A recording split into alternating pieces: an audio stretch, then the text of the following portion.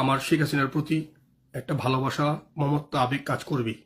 সেই আবেগের জায়গা থেকে আমি প্রধানমন্ত্রীর সাথে কল রেকর্ডটা রেকর্ড করি এবং আমার খুব কাছের কোনো কিছু মানুষ আছে, খুব কাছের, তাদেরকে আমি দেই। বাংলাদেশেই তাদের পক্ষ থেকে কেউ হয়তো এটা লিক করে কোনো মিডিয়ার হাতে দিয়ে দেয়, পরবর্তীতে মিডিয়া এটাকে হাইলাইটস করে বিশাল একটা নিউজে পরিণত করে।